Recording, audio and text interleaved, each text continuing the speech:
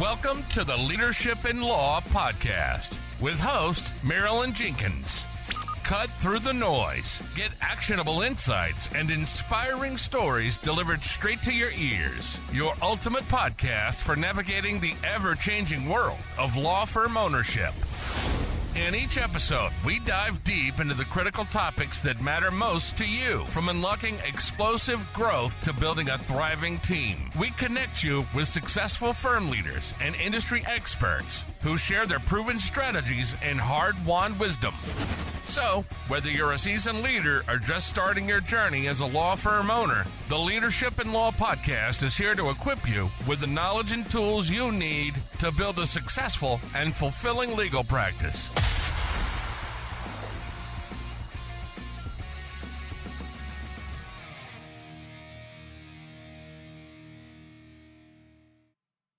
Welcome to another episode of the Leadership in Law podcast. I'm your host, Marilyn Jenkins. Please join me in welcoming my guest, Adam Koós, to the show today.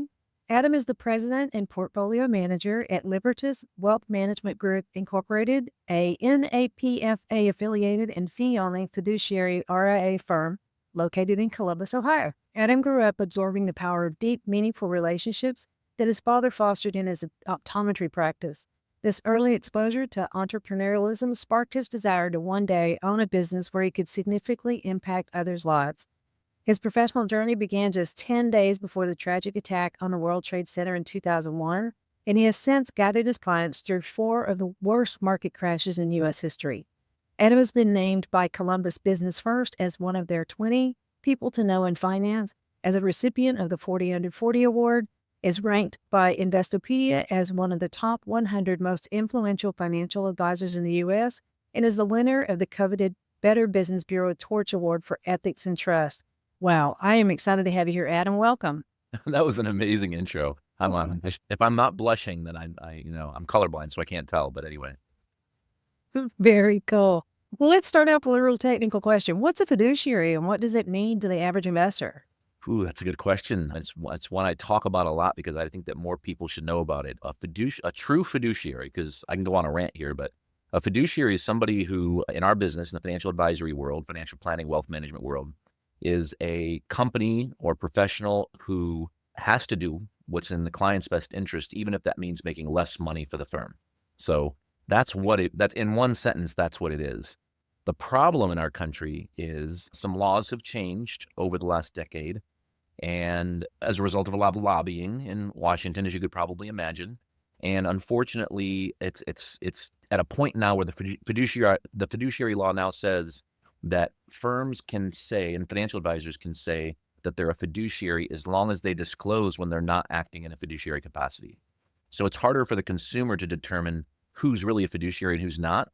So earlier in your intro, when you said, that we're a NAPFA registered fee-only RIA, to be considered a true fiduciary, you have to be fee-only. And what that means is you have to have dropped all your brokerage licenses in order to consider yourself a true fiduciary. And that's one of the biggest questions we've ever gotten from a client, actually. They said, well, how's it enforced? Is it like the Hippocratic Oath? You just put your hand on a Bible and say you promise to be good, And it's not like that, actually. The way it works is way back, and when we converted our firm to, 12 years ago now, to a true fiduciary, NAPFA registered fee-only firm, on my birthday, if I went one day further and I was going to have to retake the Series 7, Series 24, Series 63, all those licenses, life, health, long-term care, all those licenses were going to have to be retaken, because the problem in our industry is commissions. When there are commissions that can be earned up front on investments of any kind, insurance of any kind, there are conflicts of interest that, that cause a problem in the industry. So that's what a fiduciary is. It's somebody who legally cannot charge commissions because they just don't have the license to anymore. So they're a fee-only firm. Okay, good to know. I wasn't really sure what the details was on that. And so thinking about, with business owners, especially law firm owners, why is it important to work with a fiduciary? Because I think that you've done 90% of the research if you just look at true fiduciaries only. And the way you do that, by the way, free tip here, go to napfa.org. It's the National Association for Personal Financial Advisors. So napfa.org, put in your zip code, and it'll show you all the fiduciaries, like the true fiduciaries in your area. And then if you just interview 2 or 3 of those and find the right person who's a good fit for you personally, you've done 90% of the research because you don't have to worry about that, all those conflicts of interest that exist in the brokerage world, with the products and commissions and things like that. So I think it's important because fiduciaries focus on solutions-based planning, whether that be on the personal retirement planning side. So building a written financial plan that says, based on where I'm at today and when I'd like to have the choice to make work optional, how do I get there? Where do I save? How do I save? And what types of accounts? How do I take care of my kids and get them through college? How do I take care of my parents and make sure I don't have to, spend too much money taking care of them, because we're still living in this world where the sandwich generation exists. We're taking care of our kids and our parents sometimes. How do I make sure I take care of my tax situation and ensure that I'm not paying more than, I should be to the government? How do I ensure that my family's covered if the worst were to happen? I lost my brother 7 years ago, very unexpectedly, fell asleep on his motorcycle driving home one night, a hot, humid night, and he was divorced. He was divorced for 2 years, full custody of all 4 of his kids. One's autistic. So you can imagine the mess that ensued after that, but he had no life insurance. He had just been laid off 2 weeks prior, and he had no life insurance. So making sure you have, I hate life insurance. We all hate insurance, right? But it's that necessary evil. So having a proper amount of insurance, so if somebody does pass away, the whole plan doesn't blow up. And then, speaking of attorneys, making sure there's an estate plan in place, making sure there's a buy-sell agreement in place if you own a business, making sure you're thinking about and planning for transitioning your business well before you actually transition. You can't keep saying, I'm going to sell next year. I'm going to sell next year. You need to plan now to sell later so that you're ready if, divorce, disagreements with partners, disease, Parkinson's, Alzheimer's, all these things can happen. And by the way, you'll grow a whole lot faster, make a whole lot more money, be a whole lot happier, and have more work-life balance by planning earlier anyway. So a fiduciary is going to help do all of the things that I need to look at if I intend to eventually exit, including personal life and business life. Correct. Yeah. And if I were to give one more piece of advice, I guess, aside from hiring a fiduciary, if you're a business owner, I would focus on people who have a SEPA designation or a similar designation that focus on exit planning. So they're used to working with business owners. They're used to business advisory advice, things like that. Not to say that people who don't have that designation or similar designations can't give that kinds of advice, but those people are obviously they've been trained, continuing education. They specialize in that like we do at our office. Okay. That's good to know, because, you always want to think of the exit way before you actually get an offer or something Totally like that. agree. So. Totally agree. So what are the red flags we're looking at financial advisor? What red flags should we watch out for? I think you want, as soon as you start, just have somebody who doesn't ask you enough questions. And of course, the question that might be asked in return would be, well, how much is enough, right? How many and I think that you'll know when you sit down with somebody, when you're interviewing them, whether or not they know enough about you to give you advice. I think that would be a first big one. I think the second would be if you feel like you start getting advice too soon. So if people start peppering you with, you should do this, you should do that, before they know enough about you, that would be another one. Big red flag. I did this podcast probably 2.5 years ago at this point, and it's still on YouTube. It's titled Why Annuities Suck and When They Make Sense. Because as much as I'm not a huge annuity fan, I think when people start trying to peddle annuities and sell annuities to you, I think that's a red flag. But it doesn't mean the person's bad or the advice is bad. It's just, we always like to say annuities are great investments for some people, for some of your money. But oftentimes, if you're not with a fiduciary, especially, and you're talking to somebody who's, peddling, one of the first things they talk about is, hey, you ought to consider this annuity. A lot of times they think annuities are the best things for all people, for all your money, because they pay enormous commissions, unless you're a fiduciary, which again, we can't earn commissions. So one of the things I like to teach people, because my personal passion is just saving people from bad advice and bad advisors. So I like to share little secrets like this. Like, for instance, if you're in an annuity that has a penalty to get out over, say, 5 years, 7 years, 10 years, 15 years, it's because a commission was paid to the person who sold it to you. And because the insurance company has to recoup the commission paid in order to break even. And if you've ever been to places like Louisville and you've seen these insurance companies, they're not charities. I mean, there's marble columns. The employees are wearing clothes. They're making money. They're making money. It's true. I mean, look how many insurance companies actually sponsor professional sports. Yeah, That's sure. a lot of money. Absolutely. That's interesting. I've talked to financial planners before, and it's all about the annuities. I didn't realize it paid a dramatic commission. Yeah. I mean, the only annuities we've done at our office in the last 5 years have been fixed indexed annuities or equity indexed annuities. And the only reason we started doing them for the first time in my 23-year career was because interest rates went up. The Fed kept hiking rates. And so all of a sudden, for the bond portion of your portfolio, you could have your money invested in something that had a guarantee of 5% or better, or you would get the stock market's return up to, say, a cap of 10%, or you'd get what's called a performance trigger, which is kind of complicated. But basically, if the market was up 3%, you'd get whatever the trigger is, so 9. If it was up 1%, you'd get 9. If it was up 6%, you'd get 9. So I don't like to look at these investments as equity investments, like stock investments. I look at them like they're guaranteed. They can't go down in value. So they would be good for the bond portion of your money if you're an investor who, has a portfolio that has bonds or fixed income allocation to it. So that's made sense. Now, as rates start coming down here, at some point, those aren't going to make any sense again, just like they didn't for the first 2 decades of my career, because rates were so stupidly low. It's like, who cares about 2.5% to 3%, right? That's inflation. Right. Interesting. Yeah. I vaguely looked at annuities before. It just didn't make sense at that particular time in my life. So it just kind of moved on. But that is interesting to know that. Luke, thinking about all the things that you can help with professionally and personal, what are the key mistakes, the financial mistakes that most business owners make? Okay, that's a good question, because you're a business owner, I'm a business owner. Like, we've probably all made some of these mistakes, Oh, right? I'm sure. Yeah. I think that the first mistake that they make is not working on the business enough. And I think the hard part about saying that is that we hear it all the time. It's like a cliche. Don't work in the business, work on the business. But I don't think that business owners really quite know what that means to work on it. I think if they're taking some time off on Fridays in the summer, they feel like, oh, I'm doing good. I'm delegated pretty well. I'm taking time off. Look at me, pat myself on the back. But I think that you have to look at things. Well, ask yourself the questions like, have you worked on your business well enough? I think one of the questions you should ask yourself is, what's your continuity plan? What happens if you're gone? Who takes over? Who's going to take care of the clients?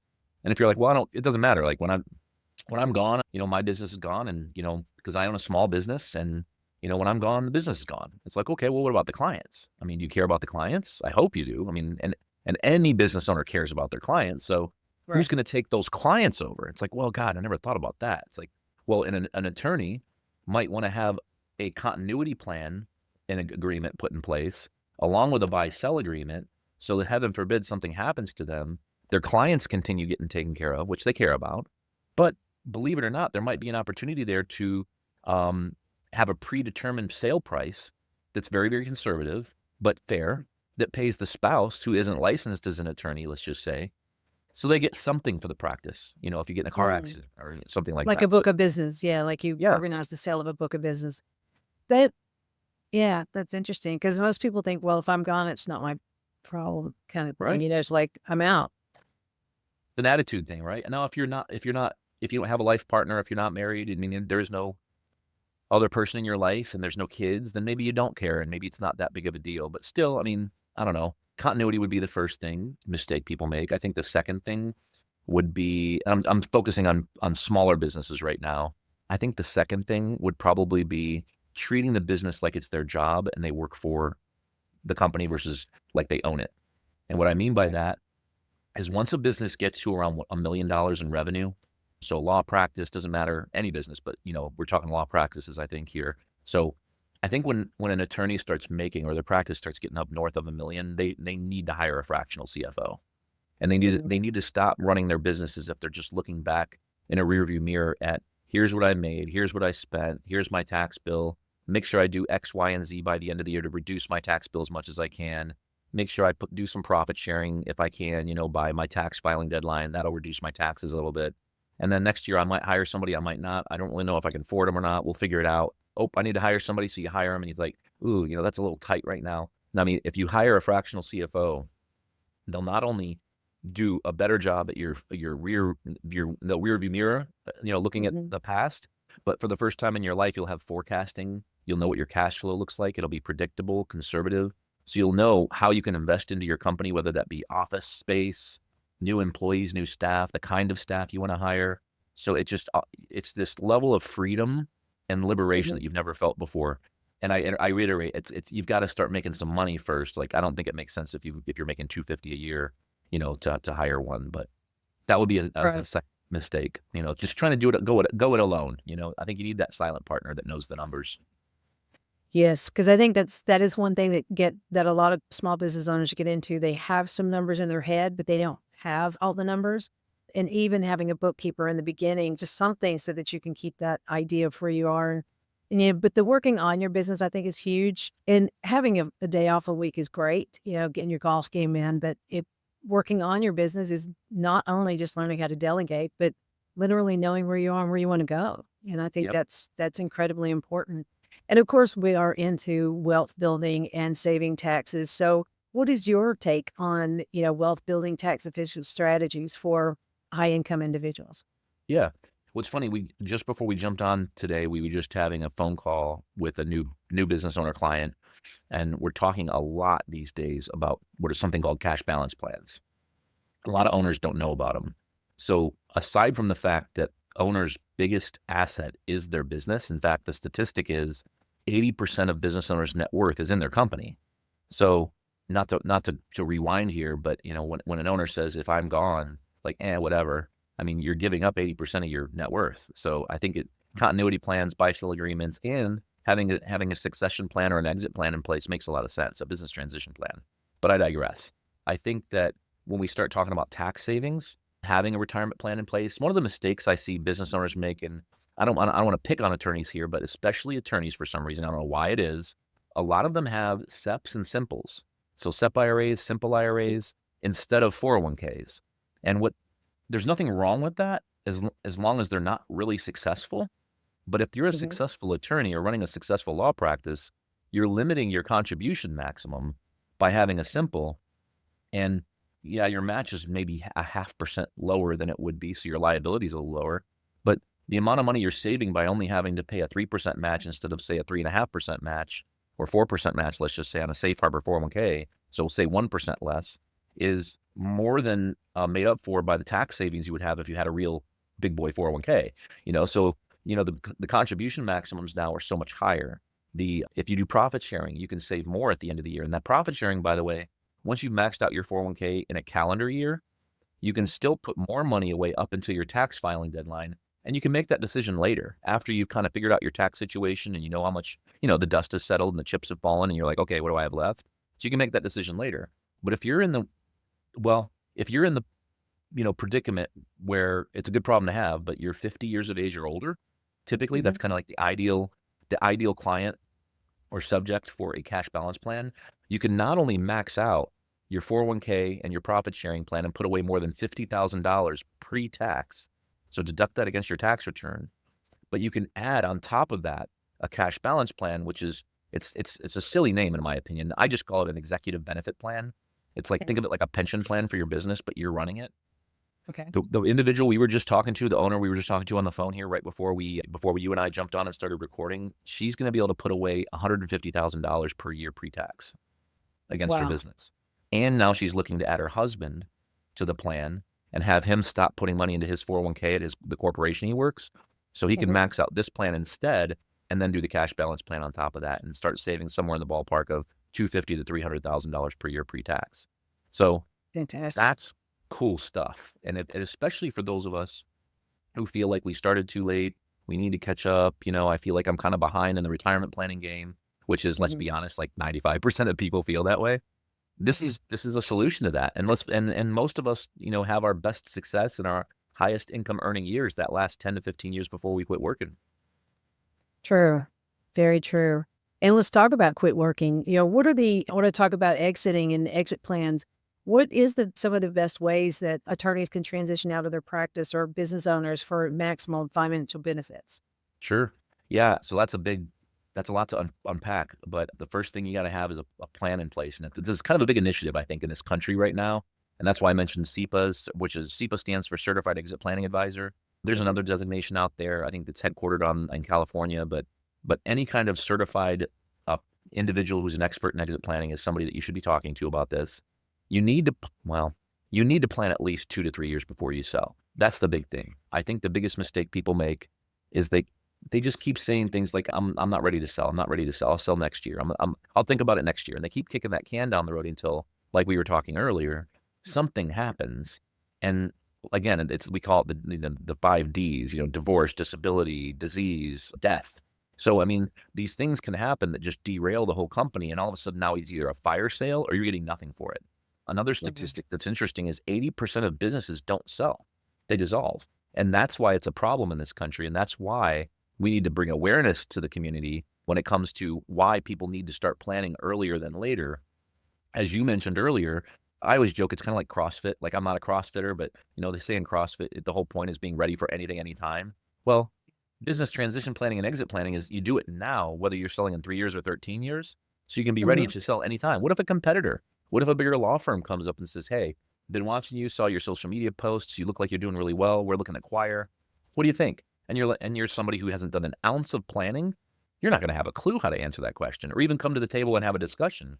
And you're going to have zero control because they're ready to acquire, right? They've done the analysis. They know what they're looking for. You're not the first company they've talked to. So you're going to look at this like you have zero control of the situation. You have no idea what you're talking about. But if you start planning, the rule number one is you got to start planning at least 2 to 3 years beforehand. The way the plan works is you'll spend between 6 and 12 months building a plan to reduce your risk. So for instance, like customer concentration. So if you've got, $1 million in revenue, we'll just say, we'll go big. If you've got $10 million in revenue and your top 3 clients account for 4 million of that, that's a problem. Now, it's not a problem for you, but to a buyer, they're thinking, man, if we lose a couple of those clients, all of a sudden the value of this practice goes down pretty quickly, right? So customer concentration is an issue. Another issue is continuity with executives, key staff. If you need to have retention agreements in place, contracts where they get paid a little bit more, like salaries, bonuses, things like that, if you stay for X number of months or years, because the buyer's going to want that, the key staff to stay. How involved the business owner is. The owners don't want to hear this, but we need to get you kind of out of the business. And the reason owners don't want to hear that is it's my baby, right? What do you mean get me out of the business? Like, I want to be important. This is my life. And it's like, yeah, but don't look at it that way. Look at it like, I want more work-life balance. I want to spend time with my family. I want to, I always say money's a unit of choice. The more units you have, the more choices you have. And if you have all this money, but no time to spend it, what's the point of the money? So True. So you want to have more work-life balance. And ironically, when you have more work-life balance and you're delegating better and you have continuity agreements and your customer concentration is diversified and you have buy-sell agreements in place, all of a sudden the company is worth a whole lot more. Not only is it ready to sell, but it's worth more to the buyer, not only on an absolute basis from the standpoint of profits, but on a multiple basis, because obviously every industry has its own multiple and there's a range. You can sell for a really low multiple because all your intangibles are all out of whack, or you can have those intangibles locked up tight and you can sell for a higher multiple.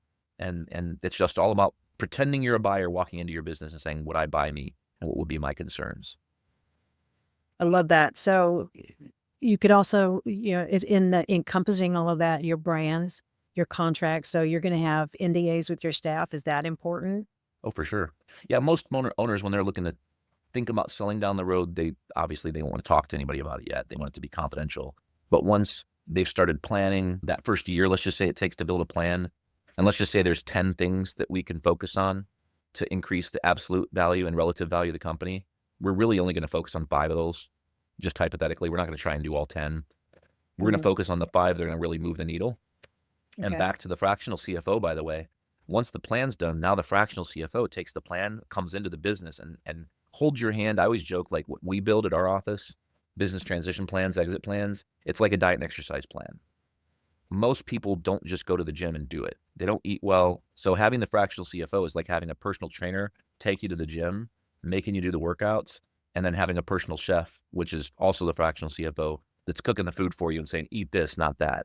So most owners don't have the time to work on the business, but having that fractional CFO take the plan, implement the plan like a personal trainer, make sure that we're implementing over the course of, say, 1 to 2 years, after which now we're ready to go. Now, if you're a business that you're thinking, I don't want to sell for 13 years, 15 years, doing this now is going to make you attractive to a competitive buyer that you never thought you'd sell to out of the blue. One day you're at the gym, let's just say, and another attorney is there and they say, hey, we're interested. Now you know everything about this stuff. You're educated and you're ready. But never mind that. Let's just say you're not going to sell. Your profits will increase. You will make more money faster. The company will grow faster in value. You will have a more efficient company. Employees will be happier. You will have more free time if you do, and that's what's so counterintuitive. People think exit planning. Well, I'm not exit planning because I'm not exiting yet. But if you do it now, you're gonna be so much better off than waiting till later. It's kind of like waiting till later to start working out and eating well. Well, I'm getting old. I'm getting a little nervous. Maybe I'll start working on it later. It's like, well, maybe you should have started earlier, right? Yeah. Yeah. I spoke with a business owner not too long ago that he had a very successful exit last year, but it was unexpected. It was tremendously nerve-wracking. It was a 7 or 9 month process. He Oh yeah. didn't expect it.